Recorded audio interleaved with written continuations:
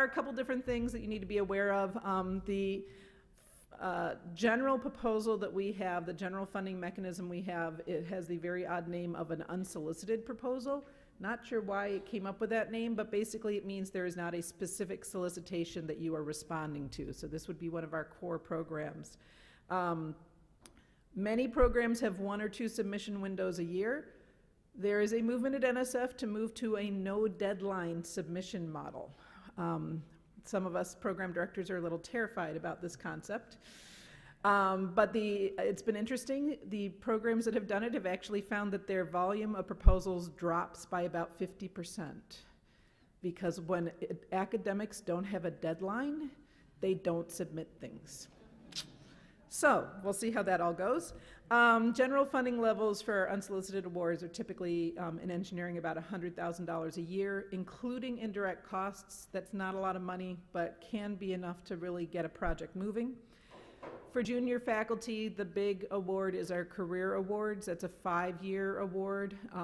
It is a single PI award, so many times the more multidisciplinary projects are tougher to get through because you have to convince the panelists that you can essentially do the work on your own. But there's a lot of prestige in the career awards. It has to have an integrated educational component, so that's a key difference. And then there are special solicitations that come up every now and then. So work with your research office to pay attention to what those are. And those solicitations often are those multidisciplinary, cross-disciplinary areas that we're really trying to support. So I want to talk about a couple of key programs that I think are most relevant to this group. And of course, the first one being my own program, which is Engineering of Biomedical Systems. The program supports research that will develop novel ideas into transformative solutions that will eventually have an application to solve biomedical problems. The goal is to advance both engineering and biomedical sciences. So to fit EBMS, you have to be able to point to objectives that will do both, either the same objective or multiple objectives within the same project.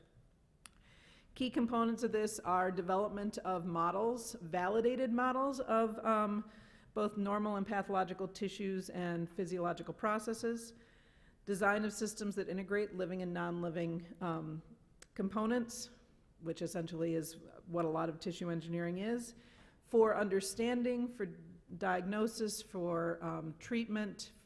All of that can fit into EBMS.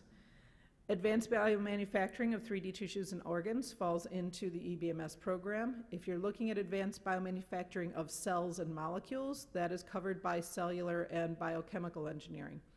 And then, not necessarily as relevant to this group, but if you are designing a technology, imaging some bioelectric system, and within the same project applying it to understand physiology or pathophysiology. So you've got your engineering first and your biomedical science second. We do still support those projects because there's nowhere else at NSF that sort of project fits. Key thing, and this, I swear there are PIs around the country that now have a picture of me on their wall with dart holes in it, is that I've insisted that the work that we support be engineering, that it has an engineering framework.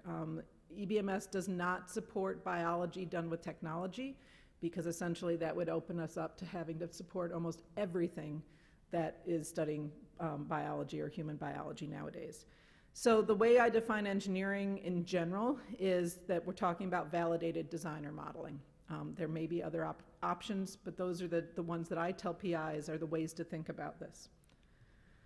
Another program in a different division is biomechanics and mechanobiology.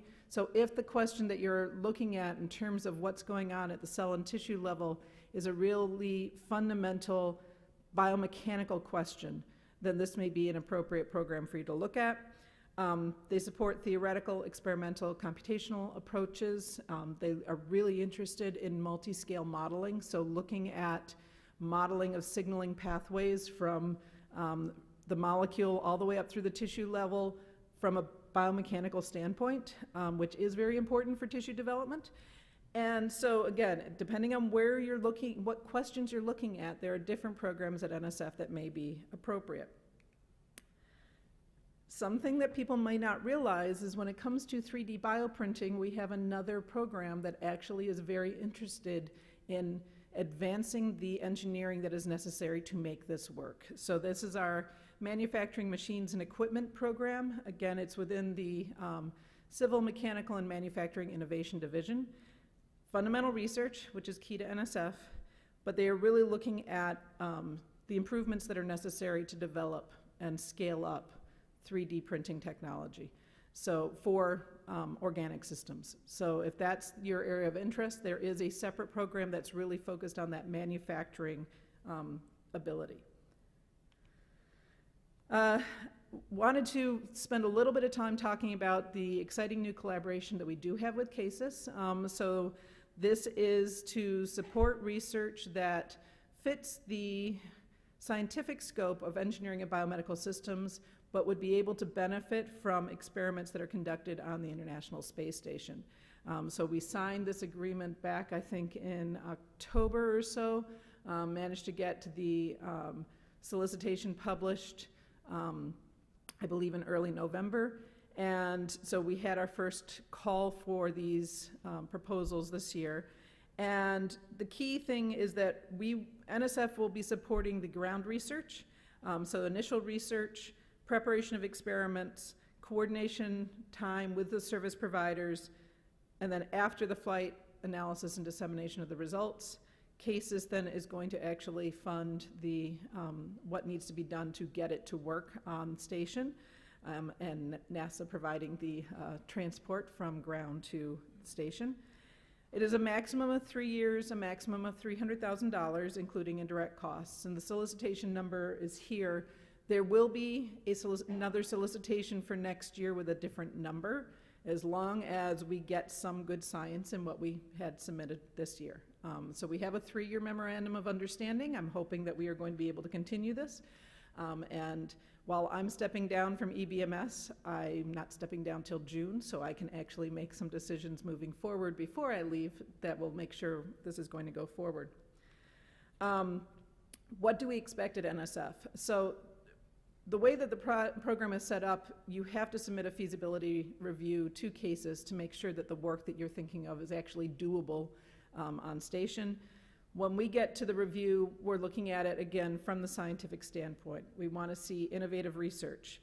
You have to be able to convince the panel that the questions you're asking can't be answered in standard Earth-based research. There needs to be an eventual impact to benefit human health. And you have to have sufficient preliminary data that the reviewers are convinced that you can actually do what you say you're going to do. What I expect the research priorities to be, and I have received this year's proposals, I have not looked at them at all. I'm in the midst of panel review for everything else, and so I'm not even going to open them until we get past this week.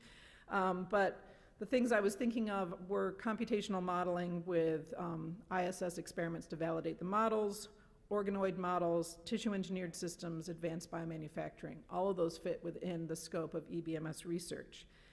It is key that projects focus on this from that engineering framework. What I don't want to fund are empirical observations. Those are important, but they're not engineering. And so I really want to be able to point to the engineering that is in these projects. Just so everybody knows what they missed if they didn't submit, the proposals were due by February 12th. We actually were open during that window of time, so that was one of our fears for a while, is what was going to happen if we had a shutdown, but we were open. The panel will be meeting in April. Decisions will be made by July because it's fiscal year 18 money, and so all the money has to be allocated by July. And then my hope is that we will be continuing this in both 19 and 20. On that, the goal would be, so here's your heads up, that proposals for fiscal year 19 would probably be due in October rather than in February, okay? That way I get things on cycle with the rest of my reviews, and it'll make budgeting a lot easier. So, if you have not submitted to NSF in a while, this is the Bible for submission. This is the Proposal and Awards Policies and Procedures Guide, commonly known as the PAPPG. Please review it. Please be aware of what the expectations are. especially for a date-specific solicitation. If you submit something and it does not meet the criteria, it will be returned without review. So you need to make sure you have various parts in that proposal. There are differences in margin size. There are differences in font size from NIH. So please pay attention to that.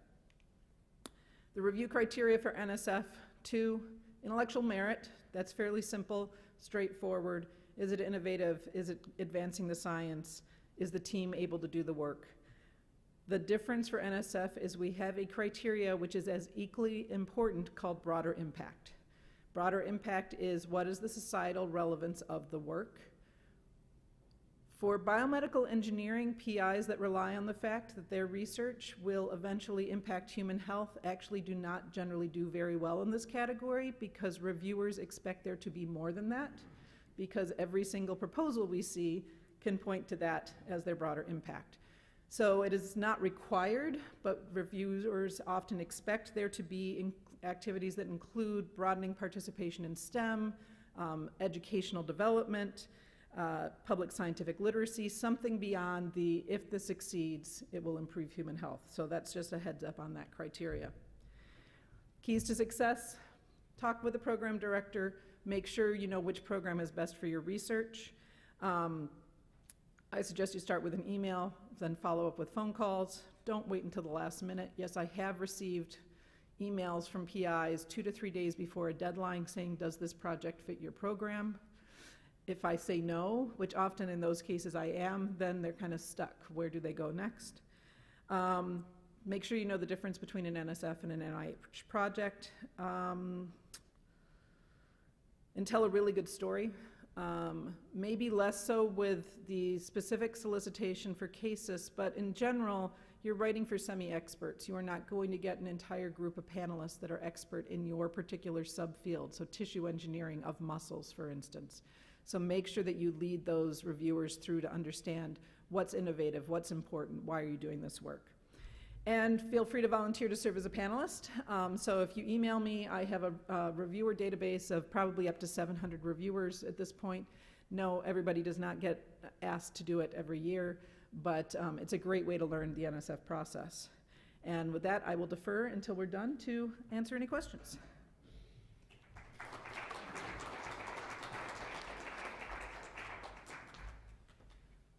Great, thank you, Michele. So our third speaker for the commercialization and funding side of things is Dr. Murray Sheldon. Dr. Sheldon is with the Food and Drug Administration. He's the Associate Director for Technology and Innovation. Dr. Sheldon has also been instrumental in putting together a program called the Kidney Innovation, Kidney Innovation Accelerator, Kidney Health Accelerator. So he's going to tell us a little bit more about their work on that, as well as what they're doing with the Food and Drug Administration in this kind of innovative new space to help accelerate research in this field.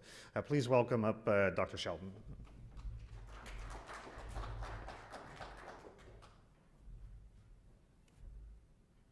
Good morning, everybody.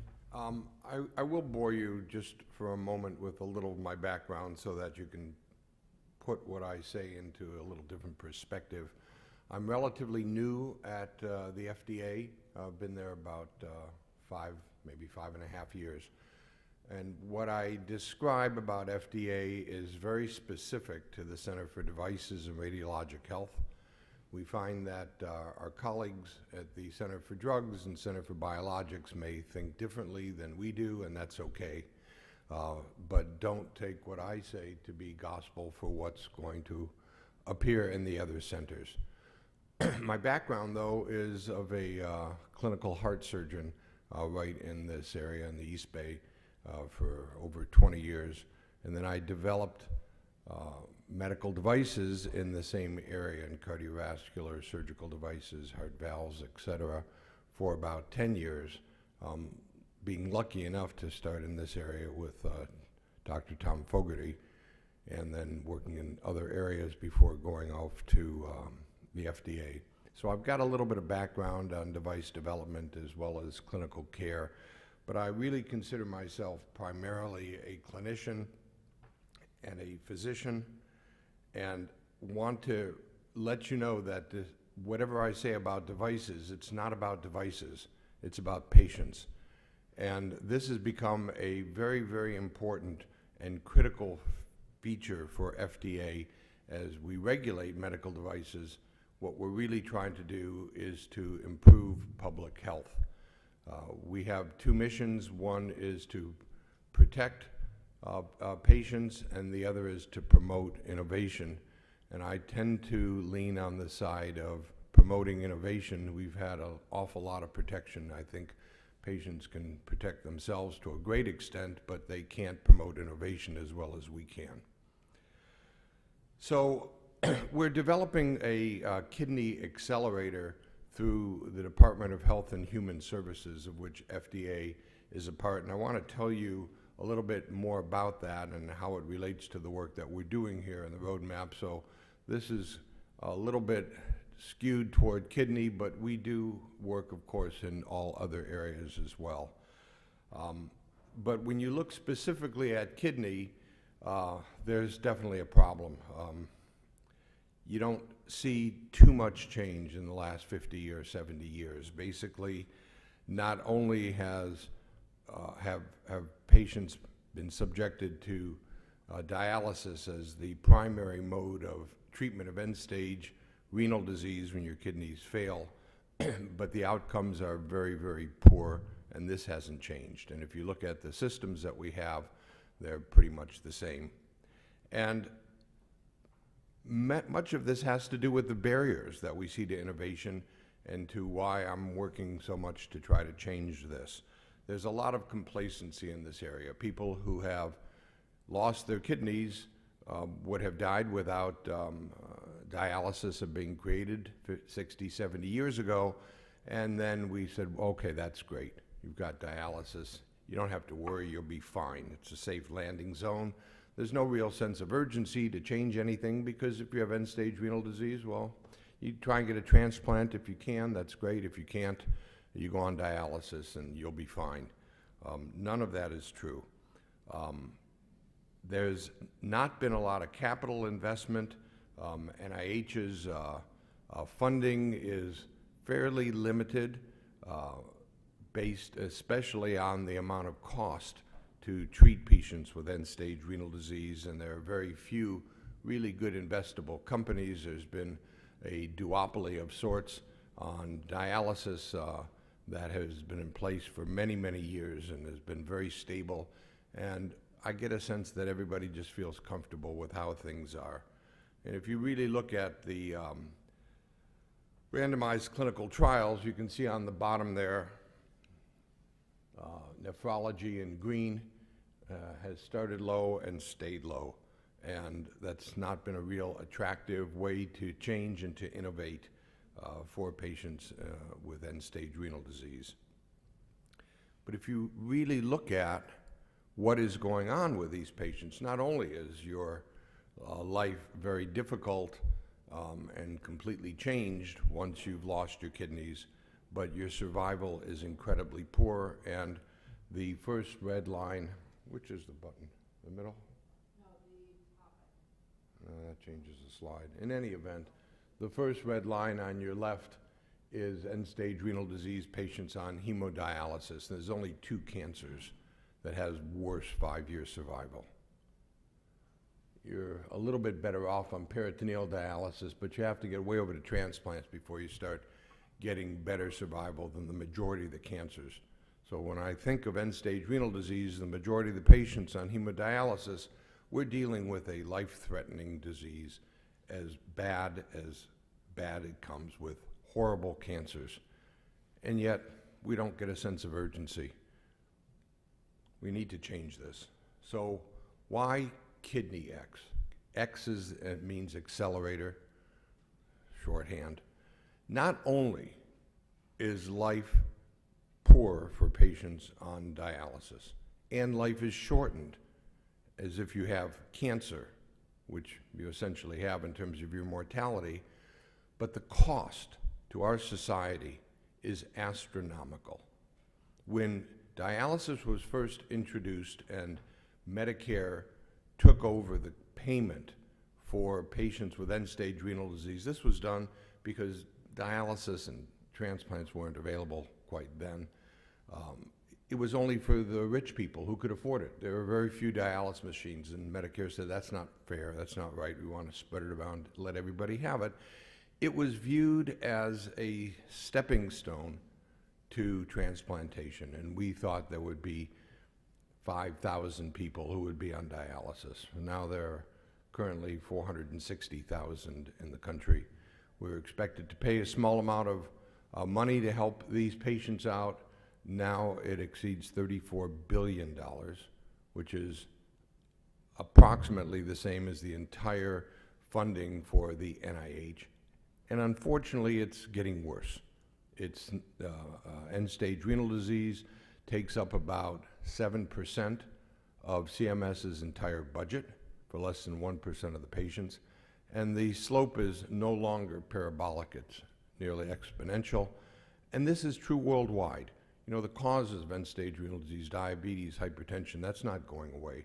In fact, unfortunately, it's getting worse. So it's already unsustainable. And the time it's going to take to develop alternatives to